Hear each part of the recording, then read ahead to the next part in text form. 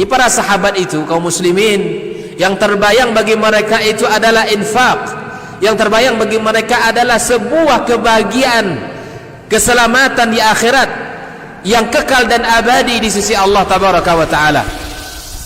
Semua kita boleh klaim sekarang, kamu cinta Nabi, cinta Ustaz. Cinta Nabi, cinta Ustaz. Termasuk saya, cinta Nabi, cinta. Dapat tahunya besok di akhirat. Maka apa kata Nabi sallallahu alaihi wasallam? Amalur rajuli biyadihi. Penghasilan yang terbaik adalah pekerjaan yang dilakukan oleh seseorang dengan tangannya sendiri. Wa kullu bai'in mabrur. Dan setiap jual beli yang mabrur. Ini aktivitas ini membantu saya di akhirat atau akan menyulitkan saya di akhirat? Kalau seandainya perbuatan itu ternyata akan menyulitkan kita di akhirat kelak, tinggalkan perbuatan itu.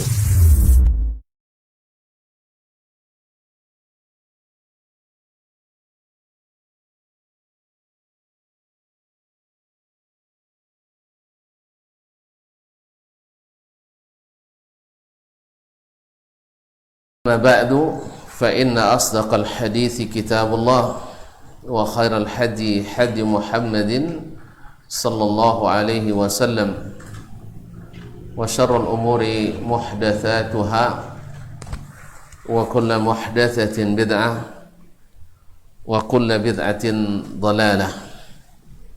معاشر المسلمين معاشر المسلمات الحاضرين والحاضرات awal musyahidin awal musyahidah, bapak dan ibu-ibu kaum muslimin dan muslimat yang hadir di rumah mengaji Azam Pekanbaru ataupun yang menyaksikan melalui media dimanapun berada. Alhamdulillah, pada petang Kamis ini di malam Jumat kita kembali bisa bertemu dalam majlis ilmu.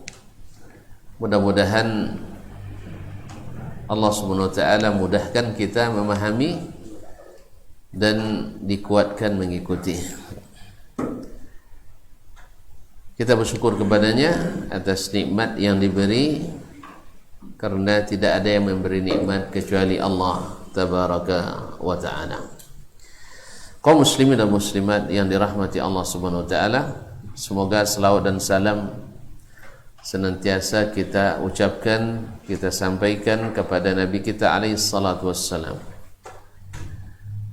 yang khususnya pada malam dan hari Jumat yang memang dianjurkan untuk memperbanyak salam dan salawat kepada Nabi sallallahu alaihi wasallam. Ma'asyiral muslimin, ma'asyiral muslimat, rahimanillah wa iyyakum. Kembali kita bersama Usul Ahlul Hadis fi da'wati ila Allah tabaraka wa ta'ala. Kemarin kita sudah sampai pada muhimmat tauhidil uluhiyah, yaitu beberapa aplikasi penting dalam masalah tauhid al-uluhiyah, yaitu tauhid dalam beribadah kepada Allah Subhanahu wa taala, yaitu mengikhlaskan doa hanya kepada Allah, karena doa itu adalah semulia-mulia ketaatan, dan di situ pula awal mula masuknya syirik dan kesesatan dari berdoa. Oleh itu Nabi alaihissalatu wassalam mengingatkan, dan sebelumnya Allah SWT menyebutkan, wa annal masajida lillah fala tad'u ma'allahi ahada. Masjid-masjid itu adalah milik Allah, jangan menyeru, jangan berdoa kepada selain Allah di samping berdoa kepada Allah tabaraka wa ta'ala. Oleh itu seikhlas-ikhlas seseorang dalam beribadah terlihat bagaimana dia berdoa kepada Allah tabaraka wa ta'ala. Nabi mengatakan ad-du'a huwal ibadah. Ma'asyal kiram dirahmati Allah, adapun yang lain-lain yang diberikan atau ditujukan kepadanya doa daripada makhluk-makhluk Allah, baik orang saleh, bahkan nabi atau wali atau malaikat sekalipun, itu Allah jelaskan tidak bisa mendatangkan mudarat dan tidak pula menolak, tidak bisa mendatangkan manfaat dan tidak pula bisa menolak mudarat. Hanya Allah SWT. Dan Allah sudah membukakan pintunya, Allah sudah membukakan Allah SWT sudah memberikan kesempatan untuk setiap hamba berdoa langsung kepadanya. Untuk apa lagi perantara? Ya, bisa langsung, kenapa pakai lewat koneksi? Ya tak? Nah, oleh itu kaum muslimin dan muslimat, maka para ulama dalam masalah ini sangat hati-hati dalam berdoa kepada Allah Tabaraka wa Ta'ala. Nah, masuk pula di dalamnya adalah masalah at-tawassul, yaitu at-tawassul al-masyru' wa at-tawassul al-mamnu'.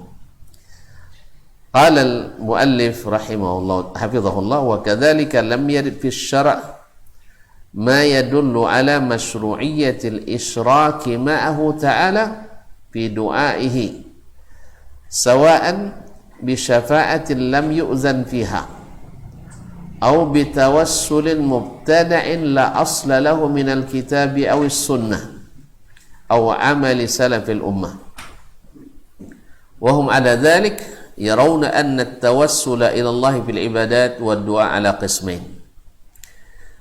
Demikian pula tidak ada di dalam syariat ini dalil yang menunjukkan boleh menyekutukan Allah dalam berdoa kepadanya, baik dengan syafaat yang tidak diizinkan padanya atau tawassul yang diada-adakan, yang tidak ada asal muasalnya dalam Alkitab dan As-Sunnah. Jadi tawassul yang diada-adakan, mubtada, bukan tawassul yang dicontohkan atau tawassul yang ditunjukkan atau tawassul yang disyariatkan. Wa hum ala dzalik yarawna anna at-tawassula ila Allah Ta'ala tidak ada asal muasal dari Alkitab dan Sunnah dan tidak pula amalan as-salafu as-salih. Wa hum ala dhalika yarawun anna at-tawassula ila Allah Ta'ala fil ibadat wa du'a ala qismain. Para ahli hadis melihat bahwa tawassul kepada Allah itu, tawassul artinya mengambil sarana atau perantara yang dengannya doa kita dikabulkan oleh Allah Subhanahu wa Ta'ala.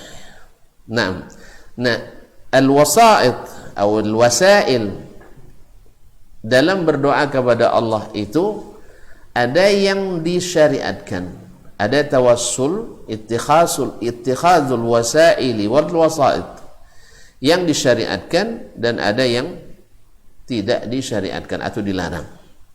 Ala qismain. Al-awwal tawassulun mamnu'.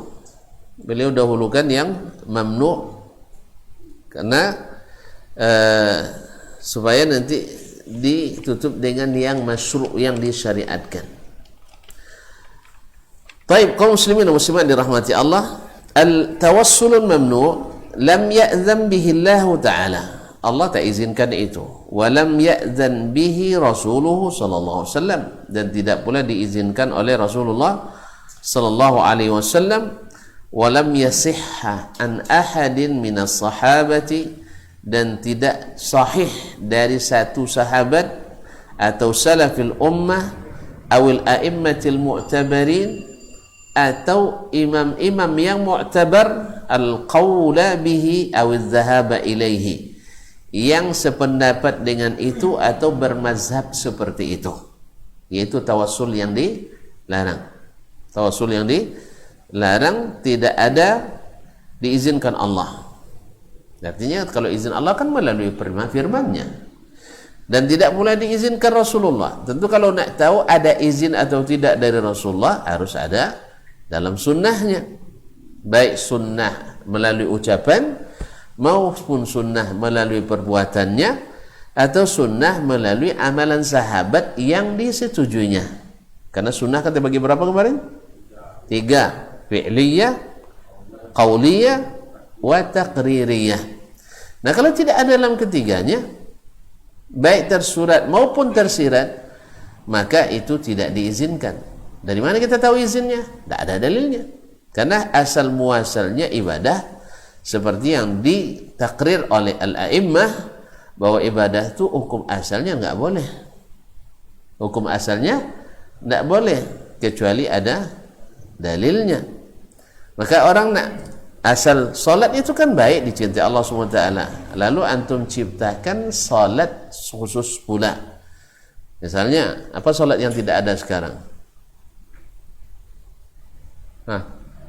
Solat sunat misalnya, hajat dari dua orang kan, solat tasbih sudah dua orang dan seterusnya. Nah, sekarang buat pula solat apa lagi? Misalnya, solat renang misalnya. Solat renang misalnya. Kita nak berenang, habis itu sebelum itu kita salat renang namanya. Boleh pun enggak? Boleh pun enggak? Kenapa enggak boleh? Salat kan bagus. Tidak ada izinnya. Tidak ada izinnya. Dari Allah tidak ada, dari Rasul juga tidak ada. Oleh itu ketika seorang dilihat oleh imamut tabi'in, imamnya tabi'in, yaitu orang yang paling alim di kalangan tabi'in, yaitu Sa'id ibnul Musayyib. Sa'id ibnul Musayyib, banyak orang baca ibnul Musayyib, yang benar walaupun warid, tapi yang benar ada ibnul Musayyib, bukan Musayyib ya, bukan Musayyib, karena dari tasyibil haywan. Jadi orangnya yang mentasyib, memberi tanda hewannya, bukan dia yang jadi hewan yang diberi tanda. Jelas tuh? Jadi ayahnya Musayyib, ya, bukan yang Musayyib, hewan yang dikasih tanda untuk korban, bukan. Jadi biasa orang baca kata Musayyib, yang asah adalah al-Musayyib, al-Musayyib. Sa'id bin Musayyib rahimahullah, a'lamut tabi'in, ketika melihat seseorang salat sunat selepas salat subuh, di mana? Di Masjid Nabawi, yang satu kali salat lebih afdal dari 1000, bukan 27. Dari lebih afdal dari 1000 kali salat. Di mana? Di rumah apa di masjid? Di masjid manapun kecuali Masjidil Haram dan Masjidil Aqsa. Coba lihat. Dilihatnya orang salat sunat, dan salat itu dicintai Allah. Lalu ditegur oleh Sa'id bin Musayyib, "Ma hadha?" Ini salat apa? Lalu dia ketika ditegur, orang kan pantang disalahkan ya. Walaupun salah, tapi tetap tak mau dibilang salah. Kita tersesat, tapi tidak suka dibilang tersesat. Gitu kan? Makanya jangan salah dan jangan tersesat. Kalau tidak siap disesat. Ya, kalau tidak siap untuk dibilang salah, karena mengaku salah itu memang sangat sulit. Nah, sangat sulit. Sangat azizun ala nafs, sangat berat. Oleh sebab itu usahakan jangan tersesat atau jangan salah, supaya nanti tidak diingatkan orang. Jelas ya? Nah, ma'asyarul kiram dirahmati Allah Subhanahu wa taala. Lalu dia bilang, "Ayu'adzibunillah ya Aba Muhammad, ayu'adzibunillahu ala shalah?" Apakah Allah akan mengazab saya gara-gara salat? Logis juga alasannya. Ini mungkin lulusan fakultas apa ini mungkin ya, fakultas ilmu apa, filsafat mungkin. Ya. Apakah Allah akan siksa saya gara-gara salat? Bukankah Allah suka hambanya yang sering salat? Qad aflahal mu'minun alladzina hum fi salatihim khashi'un. Ya. Nah, Sa'id bin Musayyib rahimahullah, orang berilmu, dia paham bagaimana cara untuk menjawab ini. La, La yu'azzibuka Allahu 'ala shalah. Allah tak siksa kamu gara-gara salat. Walakin yu'azzibuka 'ala mukhalafati sunnah. Allah siksa kamu gara-gara menyalahi sunnah. Dari mana dapat imam bahwa orang yang menyalahi sunnah itu akan diazab? Nah, ada dalil dah? Atau dikira-kira juga sama Sa'id bin Musayyib ini? Nah, dia ada dalil wal yahdharil ladzina yukhalifuna an amrihi an tusibahum fitnatun aw yusibahum adzabun alim. Hendaklah takut orang yang menyalahi siapa? Perintah Rasulullah sallallahu alaihi wasallam. Perintah Rasul apa namanya? Ya sunnah.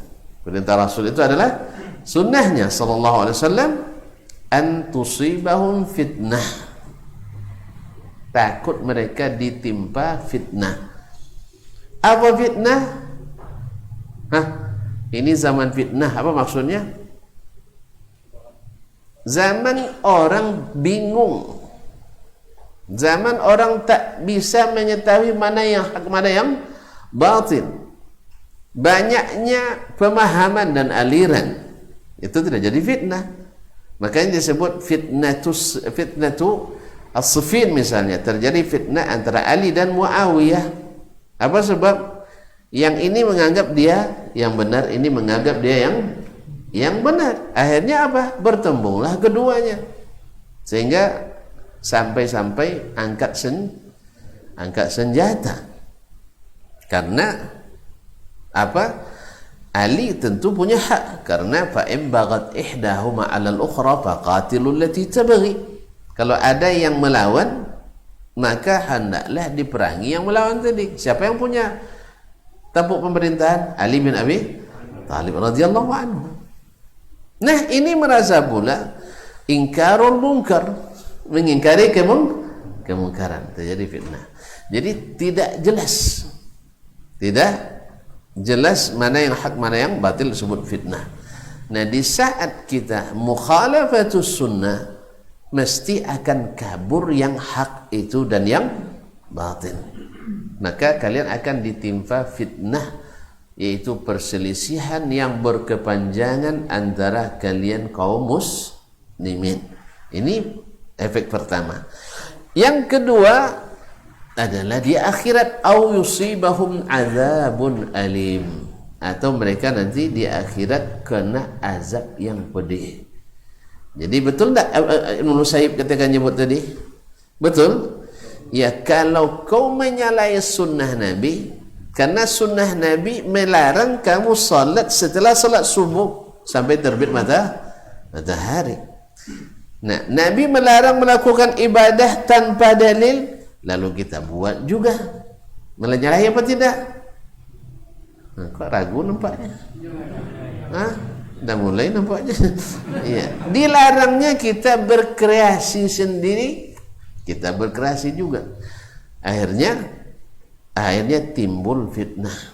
Maka kaum muslimin dan muslimat, sekecil-kecil fitnah adalah menambah perselisihan baru. Yang sudah mencintai Nabi dengan sesungguhnya dan tak mau berubah sedikit pun dari jalannya, susah baginya menerima yang tidak dari baginda Rasulullah sallallahu alaihi wasallam. Nah, ini maksa juga, wajib diterima. Kalau tidak terima, kamu berarti tidak cinta Nabi juga. Kan gitu kan? Jadi masing-masing menerjemahkan cinta menurut keyakinan masing-masing. Akhirnya kullun yadda'i waslan bi Laila wa Laila la tuqirru lahu bidzaka. Semua punya klaim bahwa dia ada hubungan khusus dengan si Laila. Ya, Lailanya cantik masalahnya. Lailanya cantik. Akhirnya semua mengatakan, "Woi, itu saya itu." Ini bilang, "Oh enggak, saya." Sama kan, sunnah itu cantik apa enggak? Sunnah itu indah. Sunnah itu indah. Akhirnya semua mengklaim saya yang paling sunnah. Ini juga Ini bertentangan tapi dia paling sunnah. Gimana itu kaum muslimin dan muslimat? Akhirnya apa? Kabur mana yang sesungguhnya. Oleh sebab itu disitulah perlunya balik kembali. Ketika kita sebut balik ke sunnah, kami tidak pernah pergi meninggalkan sunnah katanya. Kalian aja yang pergi meninggalkan sunnah, balik lagi katanya. Kalau tidak ada balik, tetap di atas sunnah. Ya, kaum muslimin dan muslimat dirahmati Allah, maka kita kembali pemahaman apa yang dimaksud dengan sunnah. Perkataan Nabi, perbuatan Nabi, dan persetujuan Nabi. Jelas? Jelas saja. Lihat, perkataan Nabi itu diterjemahkan biasanya oleh Nabi sendiri atau sahabatnya. Jelas? Yang kedua, oleh sahabatnya, atau diterjemahkan oleh perbuatan sahabat yang direstuinya. Nah, kalau tidak ada pada ketiganya, sunnah siapa?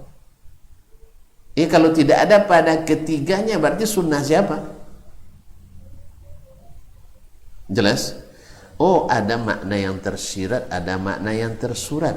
Boleh, kita setuju. Ada makna tersirat dan makna yang tersurat. Tapi yang tersirat itu bukan yang terbaik dalam pikiran saja, tidak. Mesti ada alasan yang mendukung. Bukan asal tersirat dalam pikiran saya baik. Macam tadi dia sholat tadi, pikirannya baik apa tidak? Ya baik. Bukan. Harus ada qarinahnya. Makanya kaum muslimin dan muslimat dirahmati Allah, bila qarinah tersebut tidak kuat, hujahnya tidak kuat, maka tetap kembali kepada Nabi dan para sahabatnya alaihim ridwanullahi ta'ala alaihim. Ma'asyarul kiram. Dan ini tawassul yang mamnu, ini tak diizinkan Allah.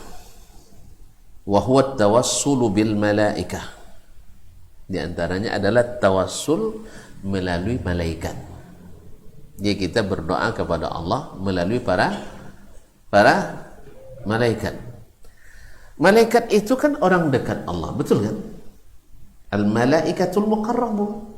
Jadi kenapa orang nak melalui malaikat berdoanya? Ada alasan logisnya, ada alasan filosofis, bahkan ada alasan akademisnya. Kaum muslimin dan muslimat dirahmati Allah.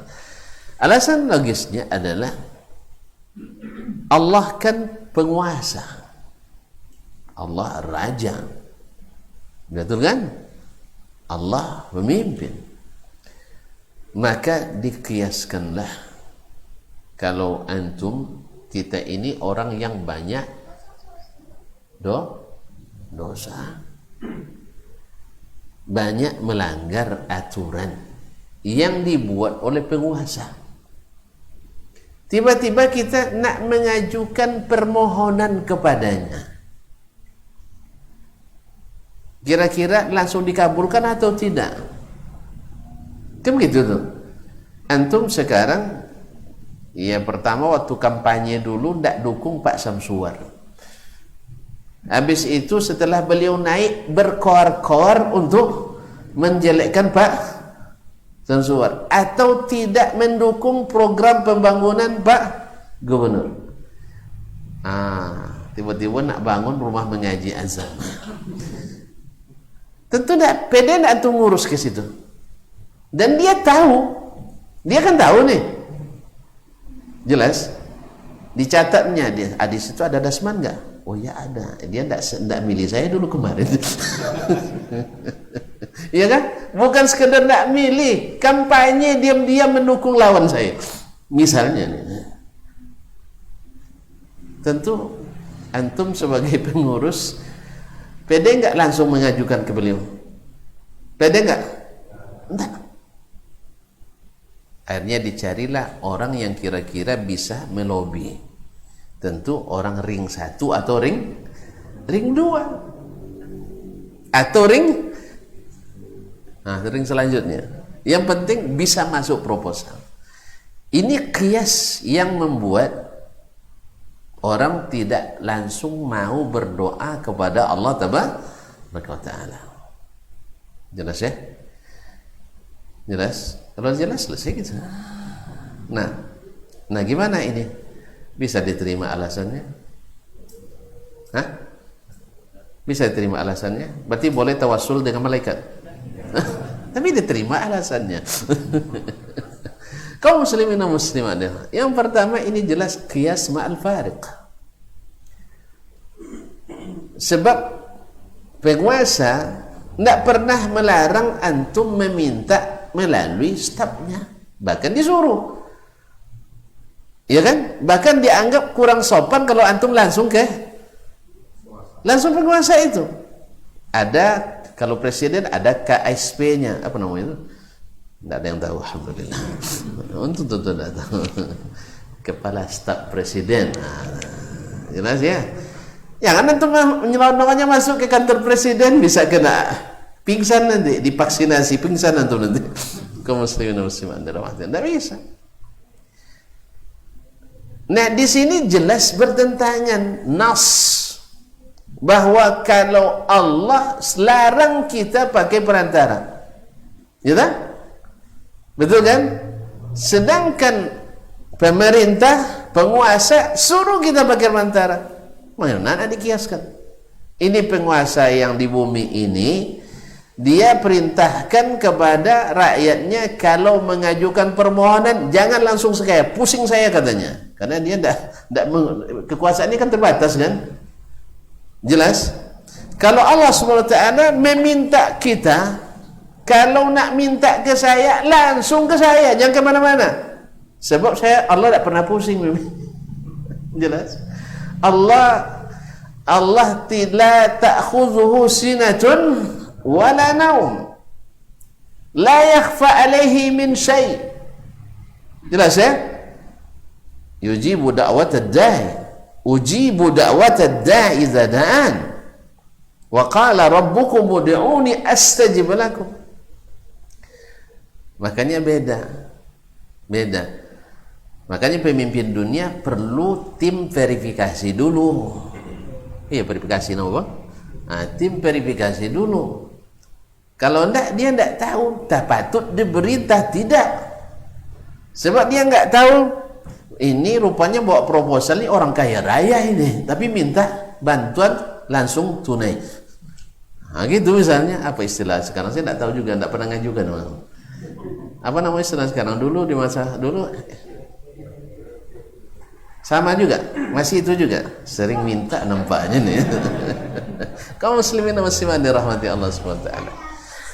Jadi memang dia nggak tahu siapa yang kaya, siapa yang butuh, siapa yang tidak butuh, siapa yang miskin. Itu kan tidak tahu dia raja ini. Maka dia perlu staf-staf untuk menyampaikan apa yang kita inginkan. Yang kedua, dia tidak punya waktu melayani setiap orang.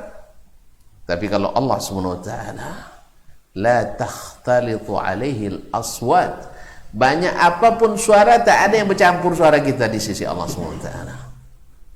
Sari'ul hisab, hisabnya sangat cepat.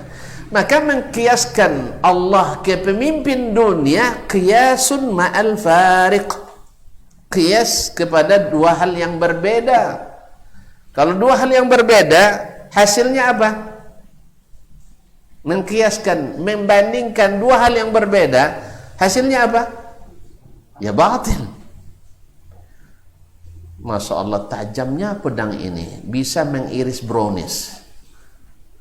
Tajam pedangnya. Kaum muslimin, tidak ada ketajamannya kalau hanya untuk mengiris brownies. Kok ingat brownies gitu ya? Macam-macam ada tanda-tanda nampak. Jelas ya? Kalau dulu kalau bahasa pepatah kampung agak kurang pas saya sebut di sini kan. Ya, tajam candung bisa titik-titik. Cari aja nanti di kampung saya Merajala ya. Peribahasa itu, tapi tidak bagus saya sebut di sini. Jadi kaum muslimin dan muslimat dirahmati Allah, ini qiyas ma'al fariq. Beda, mengkias membandingkan dua hal yang berbeda. Jelas masyayikh? Jelas? Allahu Akbar. Memang tontonnya mengasyikkan betul ya. Ya baru beberapa baris sudah azan Isya. Baik, azan silakan. Allah.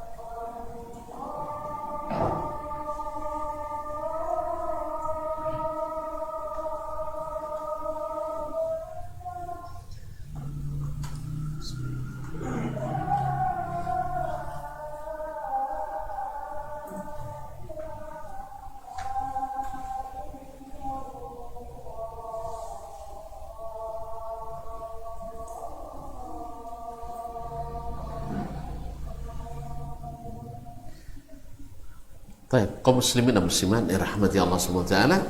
Jadi mengkiaskan Allah kepada penguasa jelas kias yang sangat jauh sekali berbeza, jauh sekali berbeda.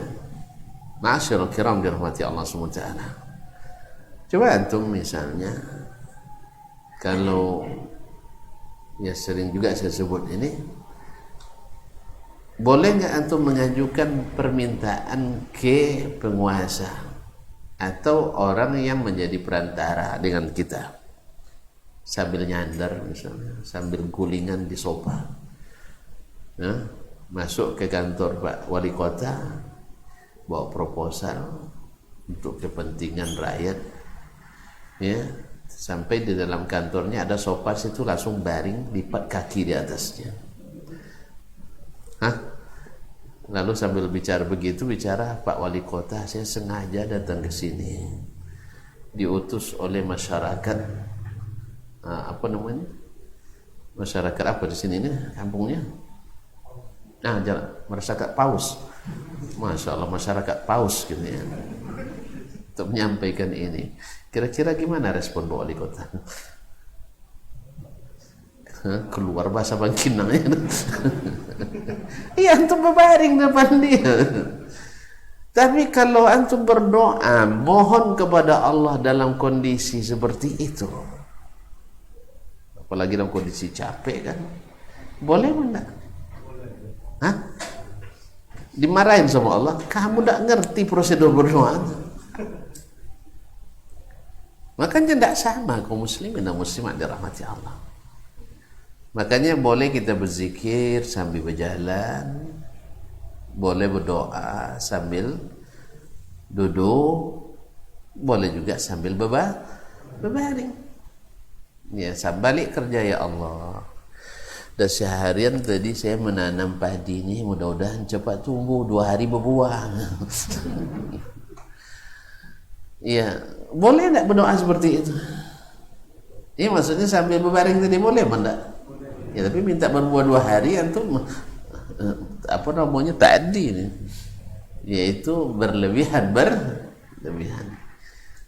Ya, tapi kalau antum minta ya Allah cepatlah berbuah, tidak ada masalah. Tapi kalau antum minta syarat pula 2 hari, nanti antum bilang Allah ni tidak mau ngabulkan doanya. Kaum muslimin dan muslimat dirahmati Allah, walaupun Allah kuasa untuk itu, tapi jangan minta di luar daripada yang biasa. Atau misalnya antum minta ya Allah beri saya rezeki yang banyak, yang lain jangan diberi, kan tidak boleh juga kan. Ada seorang badui waktu itu berdoa karena melihat Nabi SAW sangat hikmah dalam menerapi kesalahannya. Sahabat-sahabat lain kan marah kan, ini enggak. Nabi dengan baik jelaskan. Lalu dia bilang, Allahumma arhamni wa Muhammadan wa la tarham ma'ana ahadan. Ya Allah, berikan rahmat kepadaku dan kepada Muhammad, dan jangan beri siapapun rahmat selain kami. Kata Nabi SAW, hajar tawasi'an, kamu telah mempersempit yang lapang. Ini tidak boleh ta'addin fi doa. Baiklah kaum muslimin dan muslimat, jadi mengkiaskan ini keliru. Nah, sering terjadi dalam masalah ibadah itu keliru akibat analogi yang keliru tadi, menyamakan, mengkiaskan antara Allah dengan makhluknya. Sampai dalam bab akidah sendiri nanti akan terbawa itu. Makanya kaum muslimin, siapa yang menyimpang di akidahnya, ibadahnya akan lebih mudah untuk menyimpang. Dan semuanya dengan cara yang sama, dengan analogi yang tidak benar atau batil. Aqyisa batila, yaitu analogi-analogi akal, teori-teori akal, keedah-keedah logika yang keliru. Karena itu dipasangkan untuk makhluk benar, tapi dipasangkan untuk Al-Khaliq salah. Begitu ya. Misalnya kalau setiap benda yang di atas sesuatu ini membutuhkan ini bawahnya, benar. Tapi kalau Allah SWT tidak. Allah bukan makhluk. Makanya mengkiaskan makhluk khalik kepada makhluk kiasun batil, maka hasilnya juga batil. Tanda batilnya banyak ayat dan hadis yang dikarantina, diisolasi paksa, isolasi mandiri atau dengan perawatan. Ya. Akhirnya dipakumkan, ayat jadi tidak punya makna. Ya kan? Apa gunanya antum yakin ayatnya benar tapi maknanya tidak ada? Apa yang mau diyakini? Jelas? Atau antum ganti dengan makna yang lain yang tidak disebutkan oleh Allah dan Rasul sallallahu alaihi wasallam. Nah, di ibadah pun nanti seperti itu. Akan berlaku analogi, retorika, logika yang keliru tadi. Siapa yang tahu itu keliru? Tentu saja para ahlul ilmi. Kalau orang yang sudah masuk dengan fitnah ini, syubhat ini, susah dia untuk keluarnya. Karena memang itu dasar ilmunya. Dia tak keluar dari analogi-analogi tadi. Asal baik, buang, ambil baiknya, buang buruknya. Itu aja kaedahnya. Ya. Ini maknanya benar, tapi selalu aplikasinya keliru. Karena yang baik menurut kita belum tentu baik menurut Allah Tabaraka wa Ta'ala. Sebab berapa banyak amaliyah sahabat ketika disampaikan ke Nabi sallallahu alaihi wasallam ditolak oleh Nabi. Lalu di mana asal baik diterima oleh Allah dan Rasul? Dari mana dapatnya? Karena tidak semua yang terjadi diamalkan oleh sahabat lalu diapresiasi oleh Nabi atau ditakrir oleh Nabi. Tidak semuanya. Ada yang ditolak, ada yang diterima. Berarti kalau ada yang tolak, ada yang terima, berarti capnya sudah habis. Cap legalisasinya sudah habis. Tidak ada lagi yang melegalisir. Karena capnya sudah dibawa dikembalikan ke mana ya? Kemana-mana? Ke atas nanti. Ma'asyiral kiram dirahmati Allah. Wa huwa tawassul bil malaikah, yaitu di antara yang tak diizinkan Allah.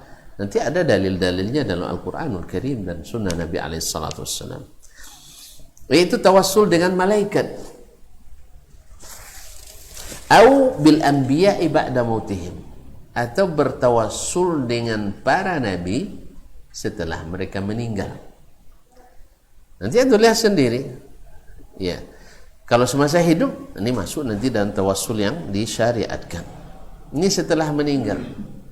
Berapa banyak musibah yang datang sepeninggal Nabi SAW kepada para sahabat, mereka tidak bertawassul lagi dengan Nabi SAW. Tidak bertawassul lagi. Berarti ini paham yang benar yang diajarkan baginda Nabi SAW, tidak bertawassul dengan yang sudah meninggal. Au bil auliya, atau para wali. Apalagi wali ini yang diwalikan. Kan ada wali yang diwalikan. Ya, Allah musta'an. Ya, sampai-sampai orang gila pun. Jadi kalau antum nak jadi wali cepat. Iya. Ya, rajin ibadah habis itu gila lah. Minta azan diangkat jadi wali nanti. Jadi wali majzub. Iya kan, ini kan tidak ada dalilnya, hanya perasaan saja dan pikiran. Saking cintanya kepada Allah, Allah cabut itu hatinya sehingga tidak punya hati lagi. Kalau tidak punya hati, nah, Allah musta'an. Jadi akalnya sudah hilang. Di mana letak kewaliannya yang sudah nebakkan? Allah musta'an. Ini kan teori-teori, siapa yang buat ini? Dari Allah? Tidak. Dari Rasulullah? Tidak. Siapa yang buat? Ya manusia. Yang juga dalam kapasitas ilmunya, ya, untuk melegalkan dianggap kalian kan hanya tahu ilmu syariat. Kami tahu ilmu hakikat. Ayolah angkat tangan kita. Ya memang. Kalau sudah begitu, Allah sendiri ya, hanya Allah sudah tunjuk kullin ja'alna syir'atan wa minhaja. Bagi setiap umat kami berikan syariat dan minhaj. Nah, minhaj itu tidak bisa kita ketahui kecuali dengan dalil. Nah, kalau antum bisa menyelami, selamlah sendiri. Tapi saya tak jamin lah. Apalagi tak ada rambu-rambu situ dimakan ikan hiu nanti. Jadi kaum muslimin dan muslimat, jadi selalu untuk melegalkan yang tidak legal itu alasan-alasan yang dibuat sendiri. Ini levelnya khawasul khawas. Antum masih level awam. Lalu kita bilang nanti fulan imam ini, imam itu, sampai sahabat, sampai kan mereka lupa bahwa ya mereka kan belum masuk level. Ya, sampai imam sekelas Imam Syafi'i belum masuk level kan. Ya, sampai ada yang mengatakan Imam Syafi'i tidak ahli di bidang akidah. Tapi tak lama setelah itu menjadi rujukan pula. Ini akidahnya sama. Ini selalu berguru kepada Imam Syafi'i, dan imam ini berguru pada murid Imam Syafi'i, berarti akidahnya dari Imam Syafi'i. Kemarin tuh bilang dia tidak ahli akidah, kok sekarang sudah tamat kuliah akidah mungkin nih. Awalnya bukan ahli akidah, setelah itu jadi rujukan akidah. Mana yang benar ini? Hah? Masih terekam kok. Masih terekam. Dulu ketika ditanya gimana, kenapa kalau seandainya sama antara imam ini dengan Imam Syafi'i, kenapa dia disebutkan ke Imam Syafi'i? Imam Syafi'i lebih dulu, ya tak? Karena secara akademis yang dulu lebih berhak mendapatkan nisbah itu, ya tak? Tidak yang belakangan, ya tak? Tapi kalau tidak sama berarti ada perbedaannya. Kalau ada perbedaan, mana yang benar, mana yang salah. Hanya dibilanglah Imam Syafi'i itu dulu bukan pakar akidah, dia fokus ke masalah fikih. Nah, gitu. Nah, itu. Lalu ketika dia bilang, nah ini tidak sesuai dengan urf yang terjadi di masa itu. Mereka paling dekat dengan zaman Nabi, mustahil tidak ikut cara dakwah Nabi Sallallahu Alaihi Wasallam. Dan memang bukan dari secara teori, tidak, memang kenyataannya. Mereka mendahulukan iman dulu sebelum ilmu. Oh, rupanya sadar juga. Oh, enggak, sebenarnya akidahnya sama.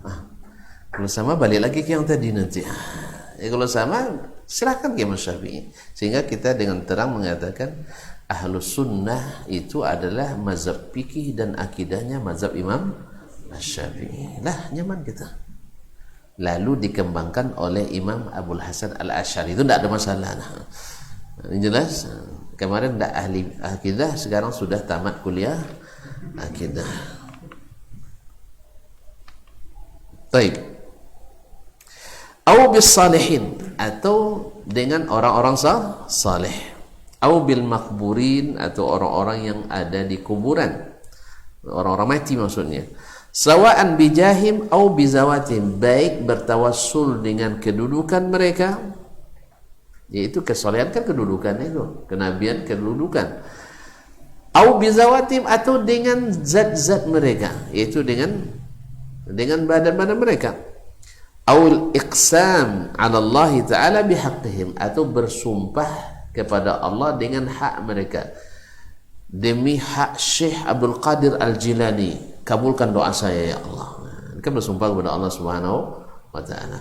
Ini juga tidak diizinkan Allah Subhanahu wa taala. Au bijahim au bi ahadim, atau bersumpah dengan jahnya, dengan kedudukannya, atau dengan salah satu dari mereka.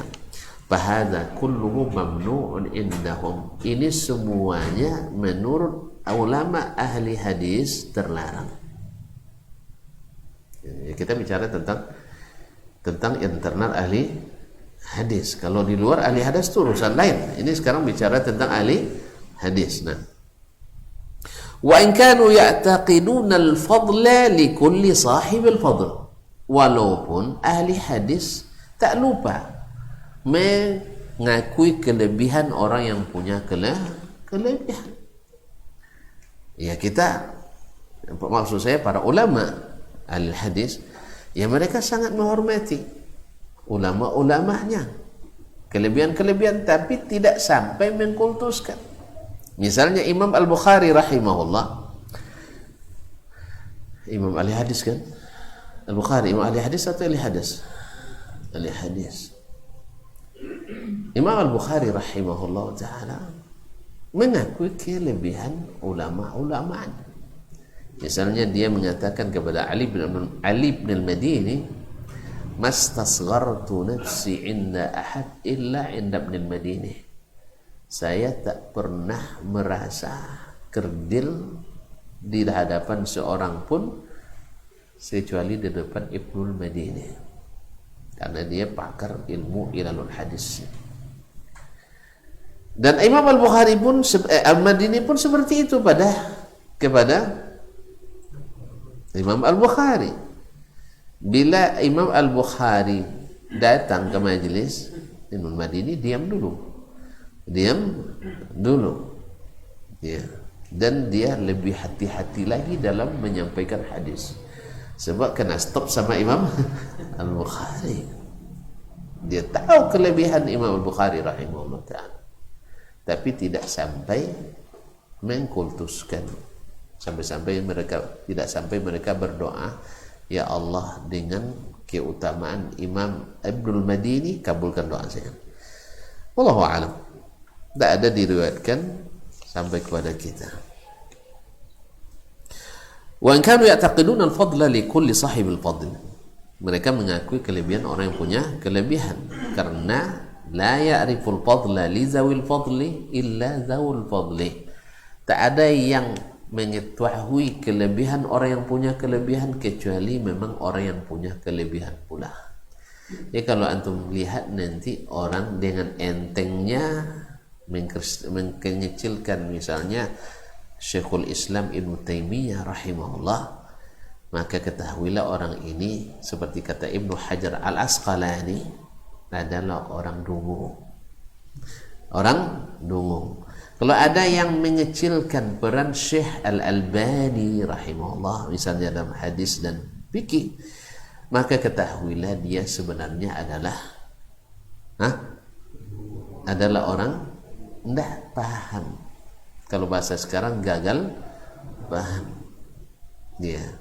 Dan saya yakin dia tak pernah menamatkan satupun kitab Syekh Al-Albani rahimahullah ta'ala, atau menerima dari mulut-mulut yang pembenci, hati-hati yang hasad dan dengki.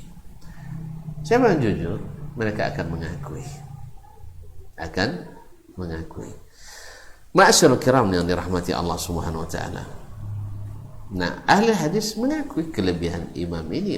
Makanya Imam Ad-Darqutni rahimahullah ketika bertemu dengan tokoh Al-Asy'ari Abu Bakar Al-Baqillani, dia hormati karena dia punya ilmu, bukan orang sembarangan. Walaupun Al-Baqillani berbeda dengan kebanyakan mutaakhiril Asy'ariyah, berbeda. Ala kulli hal, ini ijtihad Imam Ad-Darqutni, walaupun Imam Ad-Darqutni harus membayar itu dengan harga mahal.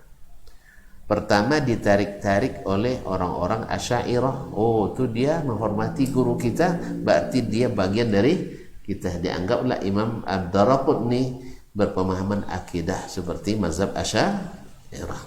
Ini disebutkan. Padahal Imam Ad-Darqutni punya kitab Al-Ulu, punya kitab Al-Asma' was Sifat ala manhajis ahlil hadis, ala manhaj ahli sunnah. Tapi gara-gara dia menghormati Al-Baqillani tadi. Jelas ya? Nah, ini kadang-kadang ini kan sebagian kita tidak bisa menerima memberi penghormatan kepada orang yang berbeda pendapat dengan kita. Ini kelemahan. Ya, kelemahan kita.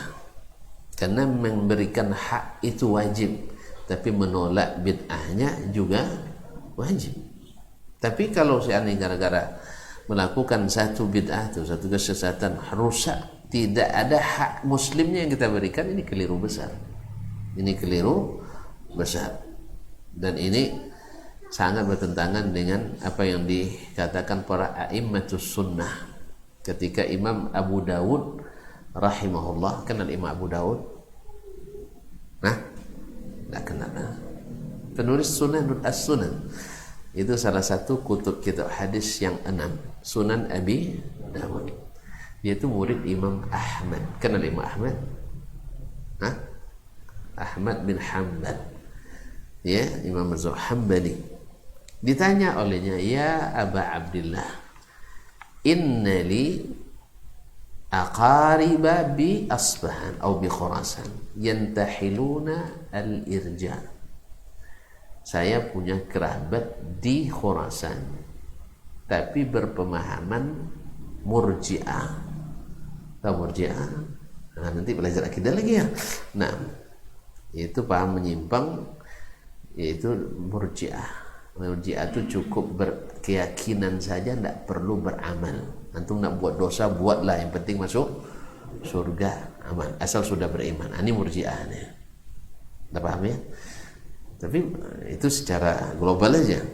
Jadi dosa tak berpengaruh pada iman. Ini orang Murji'ah.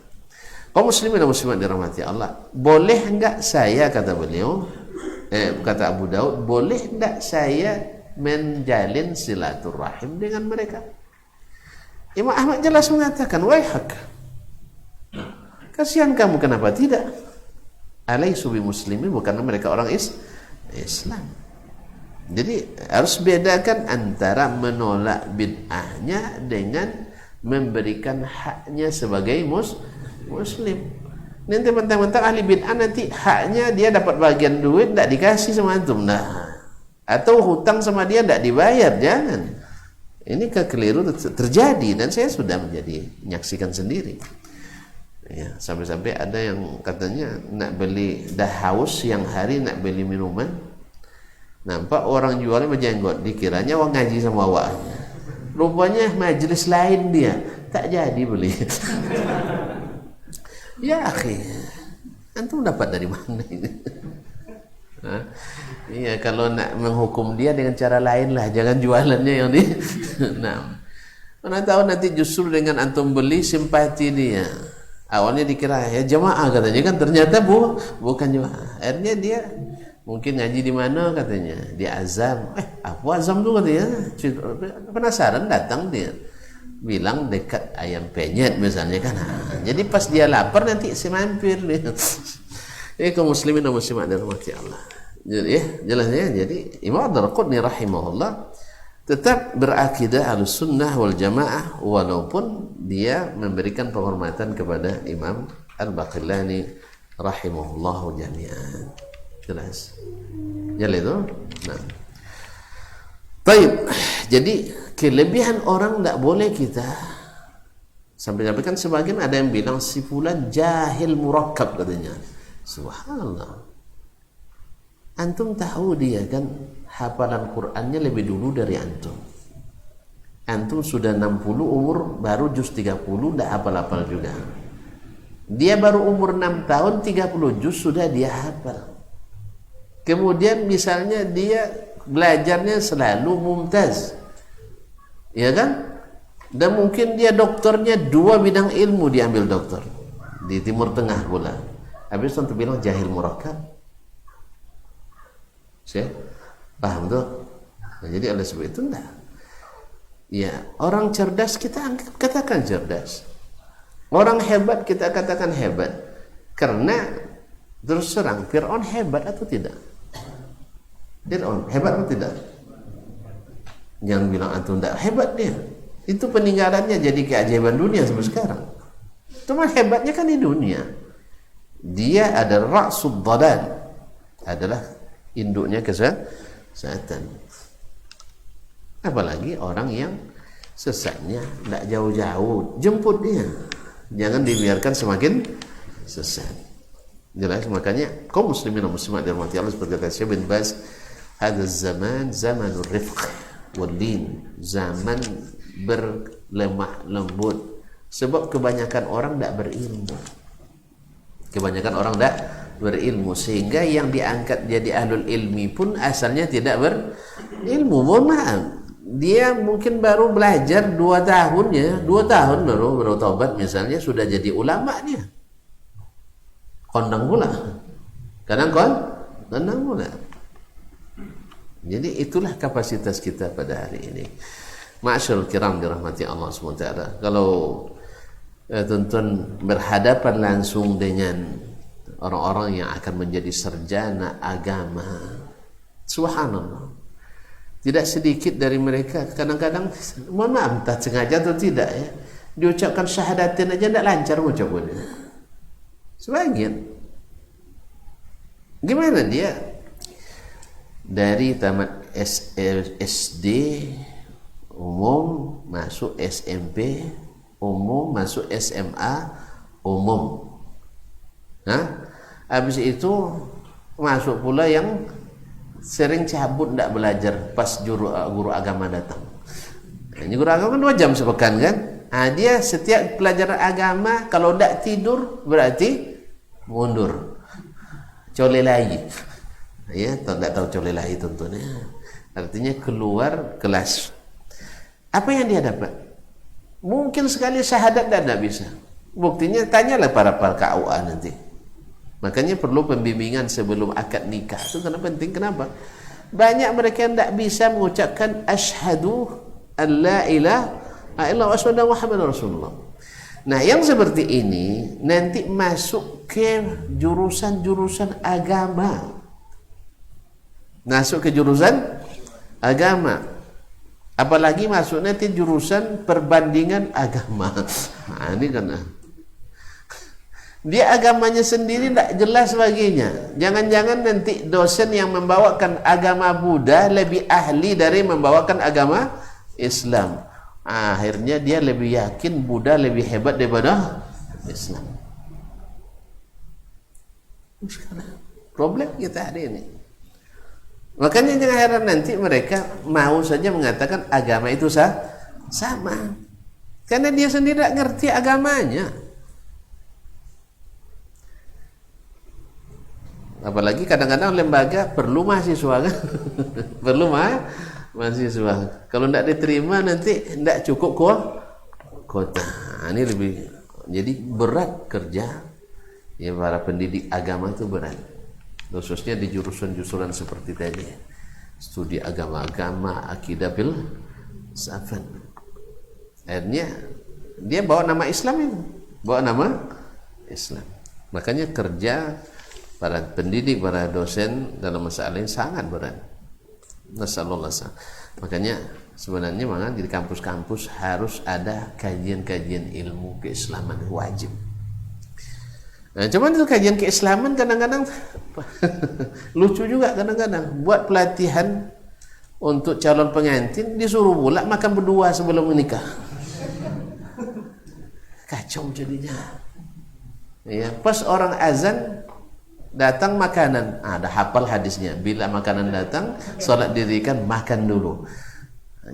Jadi bukan solat dulu. Yang kedua disuruh pula masing-masing pasangan makan berdua. Kalau gitu ndak usah namanya pelatihan syar'i. Sebab yang begini mereka lebih paham dari kita. Lebih ngerti dari kita bagaimana cara makan berdua tuh. Jadi Allah musta'an. Jadi saya menceritakan karena saya menemukan itu. Saya menemukan awak berjalan ke masjid, orang sedang asyik makan berdua. Ibu lati tengok orang.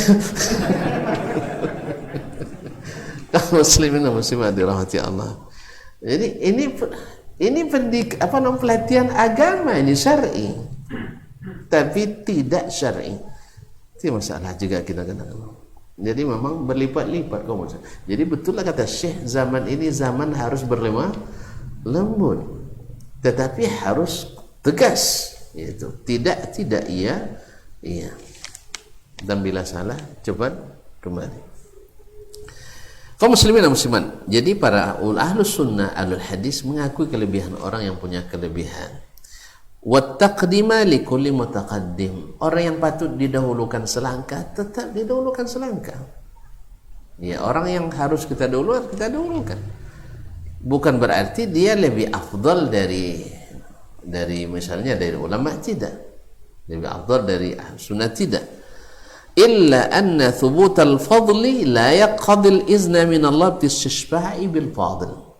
Tetapi walaupun dia punya kelebihan, tidak mesti itu menunjukkan Allah izinkan kita untuk minta syafaat kepadanya. Jelas? Ini ulama besar, ya.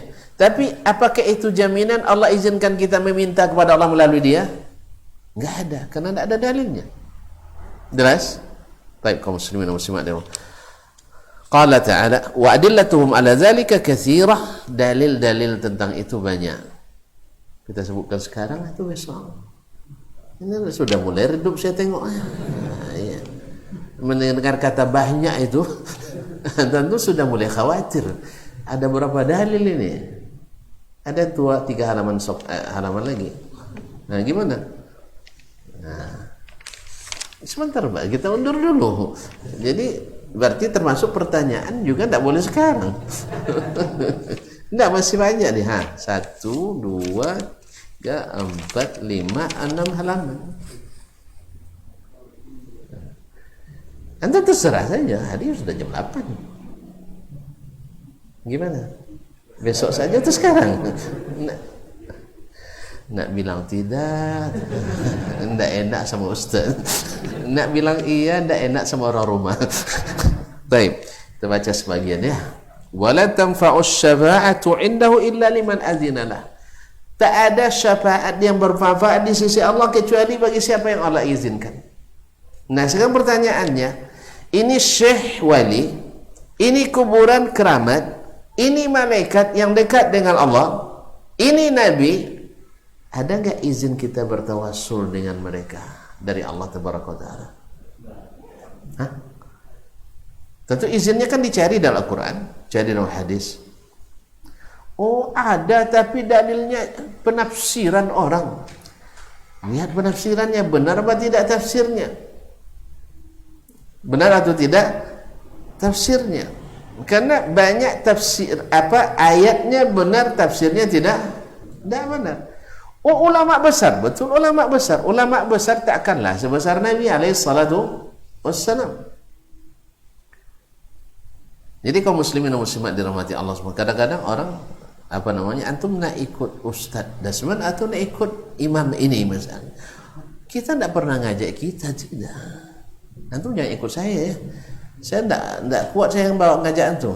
Saya hanya mengajak kepada Al-Quran dan Sunnah seperti yang diajarkan oleh baginda Rasulullah SAW. Nah, sekalipun nanti yang mengajarkannya seperti sebesar Imam Asy-Syafi'i rahimahullah misalnya, tapi kalau ternyata tidak sesuai dengan yang diajarkan Allah dan Rasulnya dan tidak ada sahabat radhiyallahu ta'ala anhum, maka kita katakan seperti kata Harmalah ibn Yahya At-Tujibi, Asy-Syafi'iyyu habibun ilaina walakin al-haqqa ahabbu ilaina. Imam Asy-Syafi'i kita cintai, tetapi kebenaran lebih kita cintai. Ini ruh yang diajarkan oleh Imam kita Asy-Syafi'i rahimahullah. Bukan disuruh milih ikut Imam Syafi'i atau ikut Dasman, tidak. Sehingga sekarang saya antum jangan ikut saya, tapi ikutlah dalil yang disampaikan. Nah, sekarang kan kita jelaskan ini ayat turun kepada Nabi, kemudian Nabi telah menafsirkannya, kemudian diterima oleh para sahabatnya dalam masalah ini, lalu tak ada diamalkan oleh sahabat seperti yang kita amalkan itu.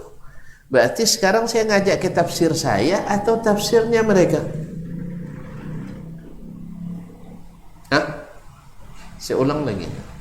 Ini betul-betul ngantuk nampaknya. Ya. Ya, ke contoh konkretnya lah, contoh konkretnya. Sekarang Allah menyuruh kita banyak baca Quran. Nabi menganjurkan kita banyak baca Quranul Karim. Betul? Ya, salah atau betul? Kapanpun dan dimanapun. Kapanpun dan dimanapun. Nah, Nabi dalam hal ini melaksanakan tak anjuran ini? Melaksanakan. Taib. Sahabatnya melaksanakan atau tidak? Melaksanakan. Lalu kita lihat fatwa para ulama misalnya, walaupun sebagian mengklaim ijma, tapi tidak ijma, bahwasanya ini dianjurkan misalnya. Setelah selesai orang menguburkan mayat, lalu bacakan Al-Quranul Karim. Ada yang membolehkan, ada yang tidak. Tentu kita lihat lagi di Al-Quran, dalilnya baca Quran mutlak. Berarti tidak bisa kita taqayyid dengan amalan tertentu. Tidak bisa kita ikatkan dengan amalan tertentu. Dari Nabi SAW juga mutlak. Tidak bisa kita kaitkan dengan amalan tertentu. Sebagai mengatakan jangan dibatasi, kita tidak membatasi. Antum yang justru mengkhususkannya, mentaqiyyidnya dengan amalan tertentu. Nah, setelah kita tidak temukan ini dilakukan oleh Nabi, tidak diperintahkan oleh Nabi, tidak dilaksanakan sahabat dan ditakrir oleh Nabi sallallahu alaihi wasallam, maka kita katakan khilaf ini kita kembalikan ke situ. Yang mengatakan boleh Alasannya dalil mutlak. Yang mengatakan tidak boleh, ini jelas. Nabi sering menguburkan orang bersama para sahabatnya radhiyallahu taala anhum. Nah, oleh sebab itu, sekarang saya mengajak ke pendapat saya kah atau apa yang saya nukil nyata di zaman sahabat? Hah? Yang saya hanya menukil. Ya. Bukan pendapat, ini bukan pendapat. Ini yang sampai ke kita dari amalan mereka. Apalagi jelas dan tegas Nabi SAW, dan dalil seperti ini kalau di kalangan ahli usul walaupun dia mafhum tapi kal mantuq, seperti dalil yang nas, yaitu Nabi SAW dalam hadis yang sahih mengatakan iqra'ul qur'ana fi buyutikum, bacalah Al-Quran di rumah-rumah kalian, wala taj'aluha quburan, jangan jadikan rumah-rumah itu seperti kuburan. Berarti Nabi menjadikan baca Quran itu di rumah. Secara eksplisit baca Quran bukan di kuburan. Nah, berarti dari mutlak tadi kita takyid dengan ini. Wallahu ta'ala alam. Jadi ini bukan amalan saya, tapi amalan yang sabit dari Nabi dan para sahabatnya radhiyallahu ta'ala anhum. Nah, siapa yang bisa mendatangkan dalil ya bahwasanya Nabi pernah membacakannya atau menyuruh sahabatnya atau amal sahabat, ya kita nyatakan seperti kata Imam Syafi'i rahimahullah, segala pendapat saya yang bertentangan dengan hadis saya rujuk daripadanya walaupun setelah saya mati. Dan kita katakan kalau memang benar adanya seperti itu, maka kita katakan kita cabut pendapat kita dari sekarang, kalau sudah jelas sekarang, atau nanti setelah mati. Jelas? Jadi jangan bilang saya ngajak ke pendapat saya, tidak. Ini yang saya terima yang sampai kepada kita. Wallahu musta'an wa alaihi tuklan. Oleh sebab itu kaum muslimin dan muslimat dirahmati Allah. Jadi Al-Quran itu memang di rumah, supaya rumah kita tak bersarang syaitan. Ya, ini gara-gara banyak baca Quran di kuburan, di rumah putar musik dangdut atau irama padang pasir. Nah, misalnya, akhirnya orang baca Quran di kuburan, setan kan dengar baca Quran lari dia. Akhirnya pas sedang lari ketemu rumah kita sedang dangdutan. Akhirnya mampir dia di rumah kita. Akhirnya setan-setan di kuburan lari ke rumah-rumah kita yang ada dangdutnya atau irama padang pasirnya. Jelas? Sehingga orang sekarang tidak takut lagi berjudi di kuburan, hantunya sudah pada bertaburan. Ada yang narkoba di kuburan, tidak takut lagi orang. Pasalnya hantunya sudah diusir dengan bacaan-bacaan tadi. Allah musta'an. Sekarang hantunya banyak di rumah. Dengan orang ngaji aja manyang hatinya. Allah musta'an. Oleh itu kaum muslimin dan muslimat, sekali lagi saya katakan, kita walaupun ulama ini kita akui kebesarannya, tapi apakah otomatis ada izin dari Allah untuk berdoa melaluinya? Tidak ada. Berarti oleh sebab itu ini hanya ijtihad, kalau boleh dikatakan ijtihad, atau dugaan orang-orang yang menduga, atau bisa saja pengalaman pribadinya. Dia merasa dikabulkan doa ketika meminta melalui Syekh Fulan, padahal kadang-kadang itu istidraj dari Allah Subhanahu wa taala. Oleh itu kaum muslimin dan muslimat, disinilah pentingnya ilmu yang Allah berikan. Qala Ibnu Jarir At-Tabari di tafsir, berkata Imam Ibnu Jarir dalam tafsir juz 20 395, yaqulu ta'ala dzikruh, berfirman Allah Subhanahu wa taala yang maha tinggi, wala tanfa'u syafa'atu syafi'in ka'idan man kana syafi'. Tidak ada syafaat seorang pemberi syafaat yang bermanfaat, siapapun pemberi syafaat itu. Liman syufi'alahu, bagi orang yang diberikan syafaat, illa ayyashfa'a liman azina Allahu fi syafa'ati, kecuali dia berikan syafaat kepada orang yang Allah izinkan memberikan syafaat. Oleh sebab itu kaum muslimin dan muslimat dirahmati Allah, fajahul makhluk, berkata penulis, maka kedudukan makhluk indal khaliq, di sisi Allah yang mencipta, laisa kajahihi indal makhluk, tidak seperti kedudukannya di sisi makhluk. Dia di sisi makhluk orang terhormat, presiden, bupati, gubernur, bupati, raja, sultan dan sebagainya. Di sisi manusia kan terhormat kan? Tidak terhormat. Ini lain nampaknya. Terhormat tidak kedudukan ini? Menteri, syekh dan sebagainya terhormat di sisi manusia. Tapi di sisi Allah, wallahu a'lam. Karena yang tahu sebenarnya itu hanya Allah sendiri. Berapa banyak? Nah, ini panjang lagi cerita, dulu saya cerita ya. Nah, fa innahu la yashfa'u innahu subhanahu wa ta'ala ahadun illa bi'izni. Karena tidak ada yang bisa memberikan syafaat di sisi Allah kecuali Allah izinkan. Wa qad athbata Allah ta'ala syafa'atan Nabi sallallahu alaihi wasallam yaumil qiyamah. Allah telah tetapkan syafaat Nabi pada hari kiamat. Dari Nabi syafaat diizinkan. Tapi tinggal lagi syarat satu, kita diridai Allah dapat syafaat atau tidak. Nah, itu lagi. Gimana caranya? Ya tentu mengikuti ajaran ajaran Nabi-Nya sallallahu alaihi wasallam. Kama athbata syafa'atin ukhra yaumil qiyamati li ba'dil mu'minin. Sebagaimana juga Allah sudah tetapkan syafaat-syafaat yang lain pada hari kiamat bagi sebagian orang beriman. Misalnya orang mati syahid, beri syafaat kepada 70 orang dari keluarganya. Anak kita yang meninggal semasa masih kecil, nanti menunggu kita di pintu surga. Ya, para penghafal Quranul Karim dan seterusnya. Taib, wa kulluha mazkuratun bis sunan. Semua itu tersebut dalam sunnah-sunnah, bi khilafit tawassuli ila Allah, berbeda dengan tawassul kepada Allah bijahin Nabi, dengan kedudukan Nabi, awil wali atau wali, awil malak atau malaikat, fa innahu lam yarid fis sunani. Sebab yang seperti ini tidak ada datang dalam sunnah ma yadullu ala dzalik, yang bisa dijadikan dalil untuk itu, illa fi ba'dil ahadits saqitati sanadan, kecuali dalam hadis-hadis yang sangat-sangat lemah bahkan palsu. Hadis-hadis yang tak berharga, bukan hadis Nabi, hadis berharga, tapi hadis palsu. Kenapa sebut hadis? Karena pemalsunya menyebutnya sebagai hadis dan dikumpulkan dalam kitab-kitab hadis palsu, padahal dia aslinya enggak hadis, maka disebut dengan as-saqitah. Kita lanjutkan. Jawabannya nampak dari cara pandangnya. Ya.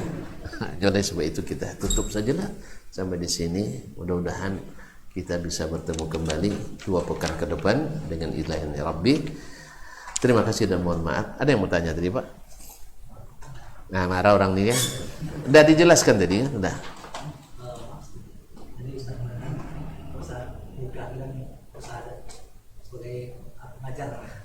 Nah, nikah lagi nampaknya. Oh, kan. Betul, saya akan mengalami anak, tapi saat tentang buah dan ya sebenarnya syahadat istighfar kata Islam. Kalau Bapak bisa mengatur KUA-nya, nah, kan karena begini, Pak. Sebenarnya memang tidak ada, setahu saya ya, prosedur seperti ini kan.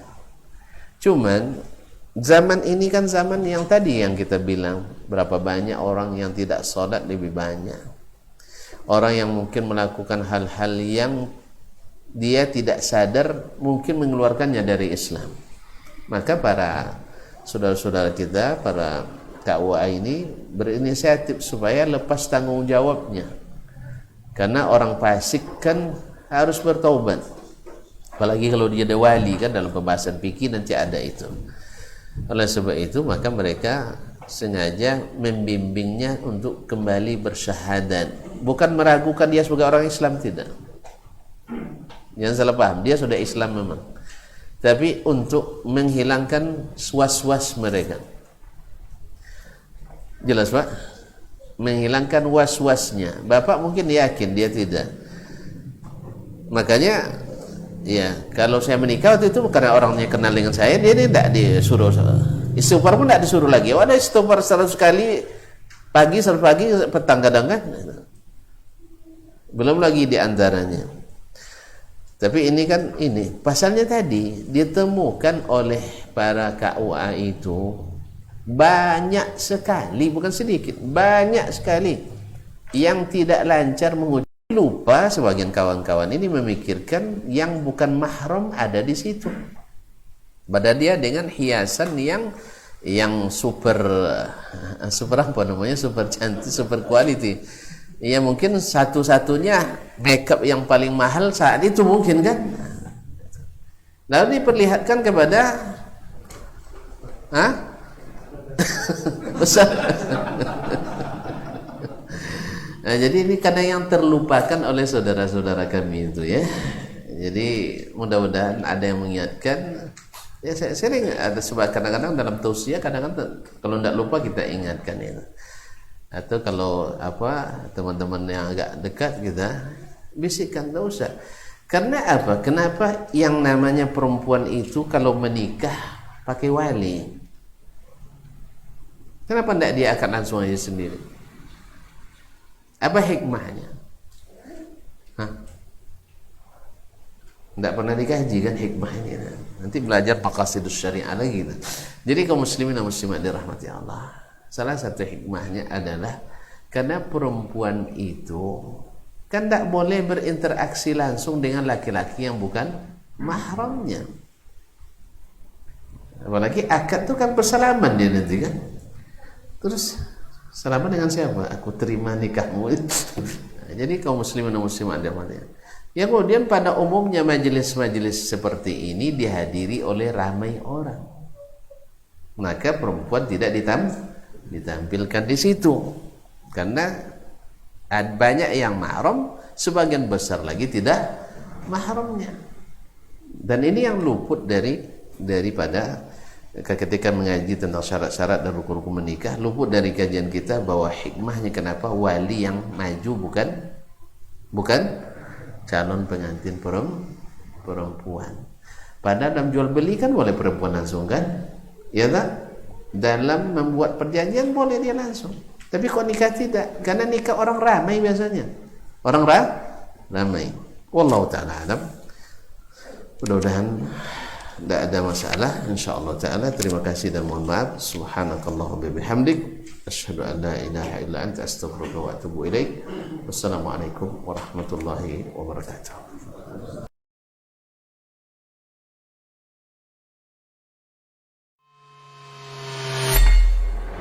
Di para sahabat itu kaum muslimin, yang terbayang bagi mereka itu adalah infak. Yang terbayang bagi mereka adalah sebuah kebahagiaan, keselamatan di akhirat yang kekal dan abadi di sisi Allah tabaraka wa taala. Semua kita boleh klaim sekarang. Kamu cinta Nabi? Cinta Ustaz. Cinta Nabi? Cinta Ustaz. Termasuk saya. Cinta Nabi? Cinta. Kapan tahunya? Besok di akhirat. Maka apa kata Nabi sallallahu alaihi wasallam? Amalur rajuli biyadih. Penghasilan yang terbaik adalah pekerjaan yang dilakukan oleh seseorang dengan tangannya sendiri. Wa kullu bai'in mabrur, dan setiap jual beli yang mabrur. Ini aktivitas ini membantu saya di akhirat atau akan menyulitkan saya di akhirat? Kalau seandainya perbuatan itu ternyata akan menyulitkan kita di akhirat kelak, tinggalkan perbuatan itu.